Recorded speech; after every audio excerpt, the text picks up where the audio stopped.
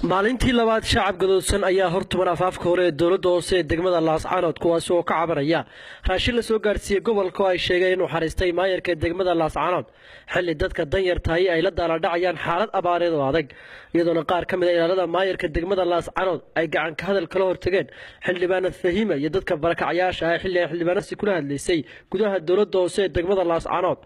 jawiga dowladda hoosena wuxuu ahaa sida tan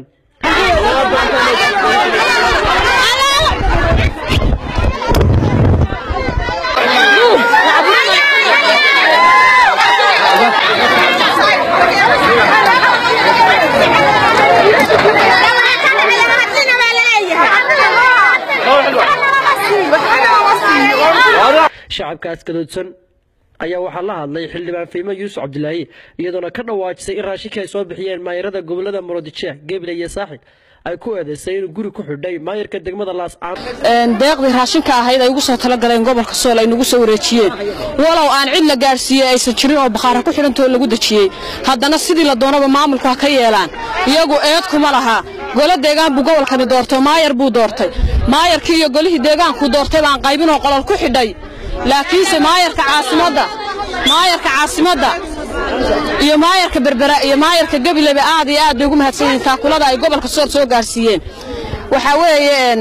raashin baa la keenay goluhu shalay kal fadhi buu lahaa kooran baa jiray kagamuu hadlinin waa la sogayay gobolkan cidii ladan iyo cidii wax haysataba iyo cidii baahan maayarka waxaanu rabnay inuu guddi saaro xildhibaana ah inuu dhaho u kuurgala xaaladda dadka soo guurtada ah dadka jilicsan midnaba muu dirinin xildhibaana guddiyo iska magacoodo nin walba 10 faamligaaga soo qoray buu yiri dad halna ma jiraan xildhibaana ma jiraan waxaan aad uga xumahay oo aad uga xumo oo ka murugoonaya saaka in shacabkii Laascaanood xildhibaanada ay doorteen nin walba 10 qoys laga dayo gaarkiisa u qaatay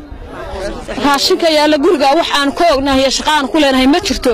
dadkii waa baahan dadkii baa baahi dishay 240 qoys baa halkan qaarna baqtiyayaan qaarna la siiyay waxaan madaxweynaha Jamhuuriyadda Soomaaliya gaarsiinaya inaan guddi heer qaran gobolka ka jirin waxaan madaxweynaha Jamhuuriyadda Soomaaliya halkan baa uga diraya inaan guddi heer qaran jirin golo deegaana jirin maayarna jirin gobolkan sida ugu dhaqsaha badan Ilaahay baa raxmaadka ay horta Rabbi raxmaan ay noo shubo gacan bilaada kuma dhargi karayna Ilaahay raxmaan hana siiyo laakiinse guddi oo dhada gobolkan loo soo diro waxa weeyaan meesha waxaan u soo doonay wixii dawladdu noo soo dhibtay ee sharafta leh waxa weeyaan reer Laascaanood xaqiyo dhan cawska aniga meel ay mariyaan lama hayo cawska aniga tamee ayaa lama mariyo waxa ma haystaan waa qarsadeen cawski waa la qaybsaday oo wallahi oo bilaahi hadda way iibsadeen way cuneen الله يكالي توني لا نسيا هذه الغربة لو ربحي ما لو حتى على المجد كالباد يا كباري يا دوكا ولا لو وصلوا يبكروا ما يلا هادلeysa danta iyada guud ka hadlaysay askariga qoriga ku soo qabsaday dawladda sharafta leh waxaan ku codsanaynaa inay noo soo qabato tiirkana noo soo taagto alaykum salaam waxaan jaaliyadaha islaamka weydiisanaynaa in looga gargaaro noloshan ilaa maxay ay tahay sheegan Soomaaliland waxaan nahay dad baahan waxaan nahay dad aan waxba la siin dad soo qaxay baan nahay dad aan waxba haysan baan nahay gabadh baa muraarad dilaacday